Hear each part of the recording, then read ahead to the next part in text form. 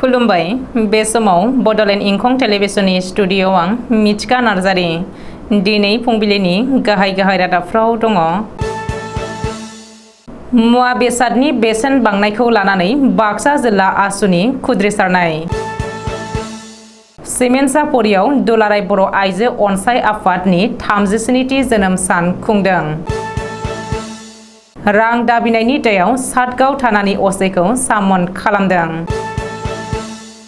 डेलिमिटेशननि टर्नेयाव बाहागो लानानै भबानिपुर आनसलिक कलेजनि गोरायुङा सासपेन्ड जादों। इसर'आ चन्द्रयान 3 खौ LBM-3 रकेटजों दैथायहरबाय। बिहारनि साथाम लेबारा जम्मु काश्मीरनि साफियायाव थिउरियाजों गावथारजादों। हिमाचल प्रदेशआव दैबाना आरो हा गिसिखानायजों गासै 96 सुबुङा थैनांबाय। नारेंगुरियाव दैबानानि थासारिखौ नायगिदिंहैदों मन्त्रि पीयूष हाजरिका आरो प्रमद बर'आ। दानिया फैदोनि आबुं रादाबाव।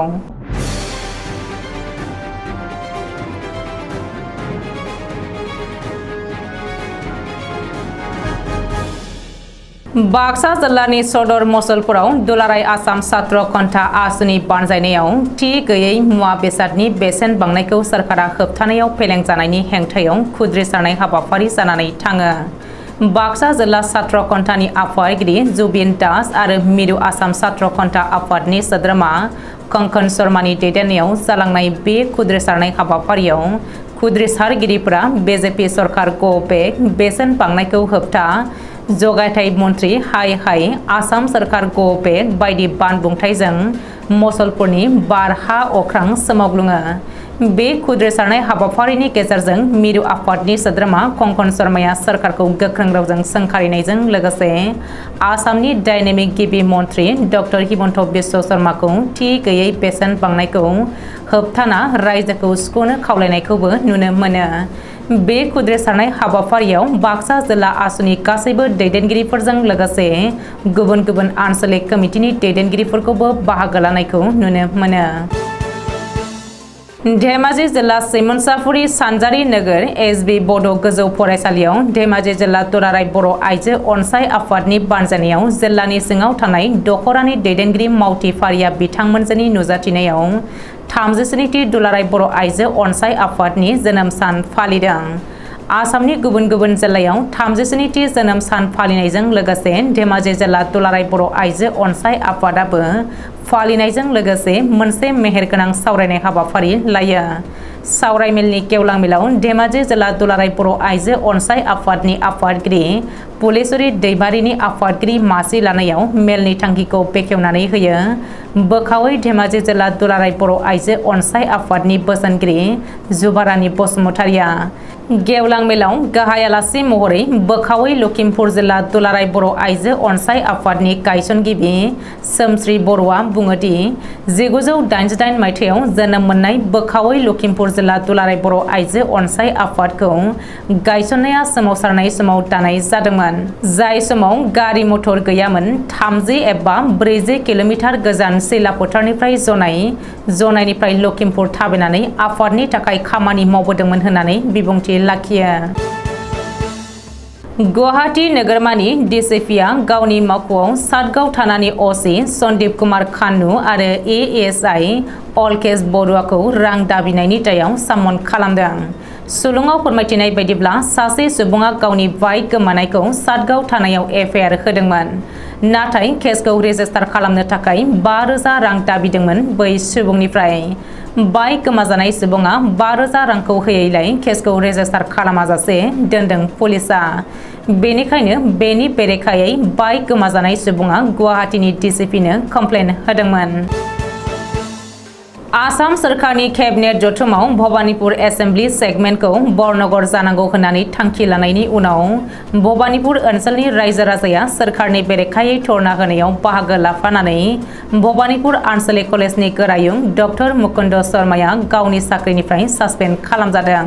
आसाम सरकारनि हायार एडुकेशन डाइरेक्टरेटआ 13 जुलाइ 2023 खालि लेटार नाम्बार 335317 नि जोहै सासपेन्ड अर्डार होदों। 1964 मायथाइनि Assam service discipline and appeal एक्टनि जोहै गोरायुं डक्टर मुकुन्द शर्माखौ सासपेन्ड खालामदों। इन्डियान स्पेस रिसार्च अर्गानाइजेशन एबा इसरोनि नाजाथाबनायाव 75 मिलियन डलार खरसा खालामनानै भारतआ आरोबाव थामथि एबा चन्द्रयान 3 खौ शुक्रबारखालि बेलासिनि 2:35 रिंगायाव अन्ध्र प्रदेशनि श्रीहरिकोटायाव थानाय सतीश धावन स्पेस रिसार्च सेन्टारनिफ्राय दैथायहरबाय। 48 सान एबा फैगौ 31 आगस्त 2023 आव अखाफोराव आगान हैगोन बे चन्द्रयान 3आ।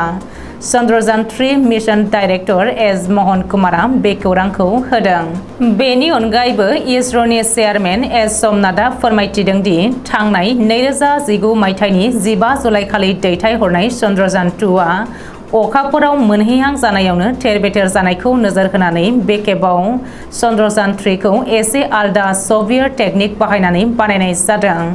मख'नो गोनांदि नैथि चन्द्रयान मिशनआ जाफुङाखैब्लाबो बे खेबाव जुदि चन्द्रयान 3आ जाफुंसारोब्ला भारतआ अखाफोराव आगान हैनो हानाय थामथि रेंकिंआव फैगोन।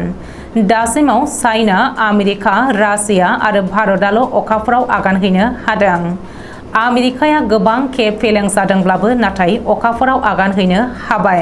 मख'जाथावदि भारतआ 2008 मायथाइयाव चन्द्रयान 1 खौ दैथायहरखांबाय आरो बियो दासिमबो खामानि मावगासिनो दङ। नाथाय 2019 मायथाइयाव दैथायहरनाय चन्द्रयान 2 आसो फेलें जादोंमोन। अब्लाबो नाथाय इसरोनि नाजानाया थाद'आखै। बेनिखायनो गाहाय मन्त्रि नरेन्द्र मदिया इसरोनि बे नाजाथाबनायखौ बाख्नायनानै बयबो बैज्ञानिकफोरखौ साबायखर होदों। जम्मु काश्मीरनि खोला बाहागो शफिया ओनसोलनि ग्रागनाव बृहस्पतिबारनि हराव बिहारनिफ्राय थांनानै लेबार खामानि मावफैनाय 3 सुबुंखौ जम्मु काश्मीरनि थिउरियाफोरा पिस्तलजों गावदों। जाहोनाव 3बो जोखोम जादों। सुलुङाव फोरमायथिनाय बायदिब्ला 2 मास्क गाननाय थिउरियाफोरा बिसोर 3नि सायाव पिस्तलजों गुलि गावदोंमोन। जाहोनाव 3बो जोखोम जानो गोनां जायो। जोखोम जानाय 3खौबो श्रीनगरनि मेडिकेल कलेज हस्पिटालाव फाहामथाय होगासिनो दङ। बिसोर 3बो बिहारनि चौपाल जिल्लानि थागिबि फारियै आनमल कुमार, हिरालाल जाधव आरो पिन्टू कुमार होनानै सिनायथि होदों पुलिसआ। मिथिंगायारि अलखदा हिमाचल प्रदेशखौ आथिखालाव सिं बुफायलांबाय। थांनाय 24 जुननिफ्राय 13 जुलाइसिमाव गासै 91 सुबुङा मिथिंगायारि अलखदजों थैनो गोनां जाबाय। बेनिनो 34आ लेन्डस्लाइड एबा हा गिसिखानायाव थैनांदों। गिबि मन्त्रि सुखेन्दर सिंह सुकुआ मिथिहोनाय बायदिब्ला हिमाचल प्रदेशनि गासै 1000 लामाया थेर-बेथेर एबा गाज्रि खहा जाबाय। 5000निबो बांसिन दै जगायनाय एबा वाटार साप्लाइ स्किमआ थेर-बेथेर जाबाय। हिमाचल प्रदेशनि डिजिपि एएस त्रिवेदीआ फोरमायदों दि रायजोआव दावबायनो फैनाय गासै 60,000 नांथानानै थानाय दावबायारिफोरखौ हेलिकप्टारनि जोहै लाबोनानै रैखाथि होनो हादों।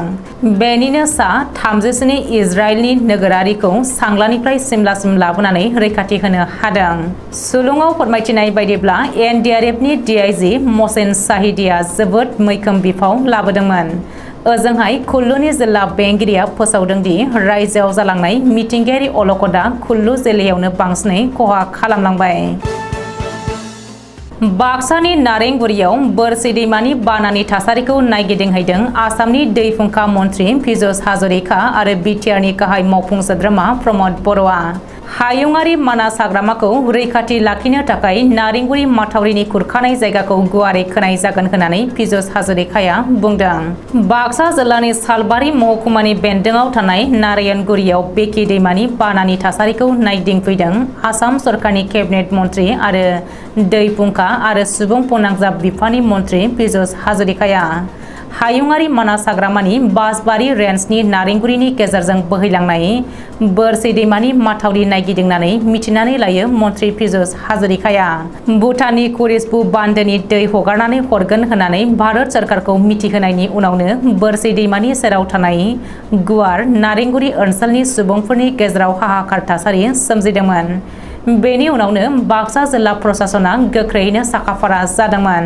नारेंगुरियाव बोरसि दैमानि माथावरि नायगिदिंनानै मन्त्रि पीयूष हाजरिकाया खौरांगिरिनि सिगाङाव बुंदों दि जोंनि खावलायनाय बायदियै भुटान सरकारा दिनै फुंबिलियाव कुरिसबु बान्दोनि दैखौ एसे खम बिबाङै हगारहरदों। अब्लाबो जों एसे सांग्रां जानानै थानाया गोनां। बेराफारसेथिं हायुङारि मानास हाग्रामानि नारेंगुरी माथावरिनि खुरखानाय जायगाखौ एसे गुवारै खोनायनि खोथा मिथिहोयो। दिनै फुंबिलिनि रादाबा एसेनोसै। गोजोन्थों।